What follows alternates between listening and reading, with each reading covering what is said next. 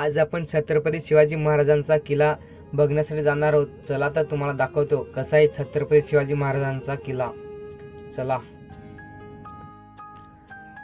तुम्हाला आपल्या महाराजांच्या किल्ल्याबद्दल थोडीशी माहिती सांगतो।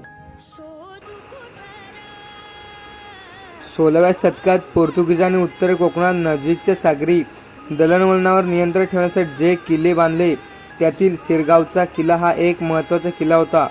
इसवी सन 1737 मध्ये बाजीराव पेशवे पहिले यांचे बंधू चिमाजी अप्पा यांना उत्तर कोकणातील पोर्तुगीज मुलखावर म्हणजेच फिरंगणावर स्वारी केली। त्यावेळी मराठा सैन्याने शिरगावचा किल्ल्याला वेढा दिला।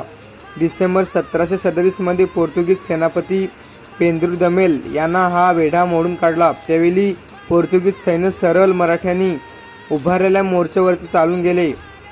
त्यावेळी काही काल प्रचंड रणधुमाळ झाली व मराठ्यांची दणादण उडाली। युद्धानंतर मराठ्यांना नेता आले नाहीत असे 40 मुर्दे आढळले अशी पोर्तुगीज दप्तरात नोंद आहे। यावरून या लढाईत मराठ्यांची बरीच मनुष्यहानी झाली असावी असे दिसते। त्यात प्रतापराव हा मराठ्यांचा सरदार ठार झाला। तथापि अत्यंत जिद्दीने प्रयत्न करून 9 जानेवारी 1739 रोजी मराठ्याने हा किल्ला जिंकला।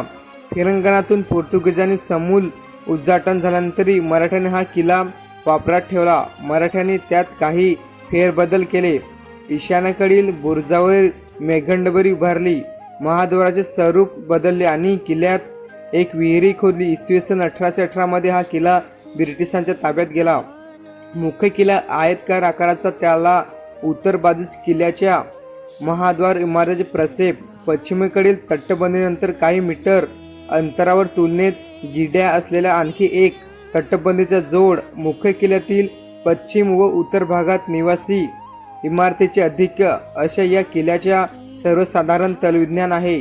मूळ पोर्तुगीज किल्ला त्यानंतर मराठ्यांनी त्यात केलेले फेरफार स्पष्ट दिसून येतील इतपत अवशेष असलेला आणि बऱ्यापैकी टिकून असलेला किल्ला म्हणून या किल्ल्याचे महत्त्व अपरंपार आहे। तुम्हाला कसा वाटला आपल्या महाराजांचा किल्ला हा प्रत्यक्षात तुम्हाला बघायचा असेल तर हा किल्ला तो सातपाट शिरगावमध्ये। चला बाय बाय, जय शिवराय।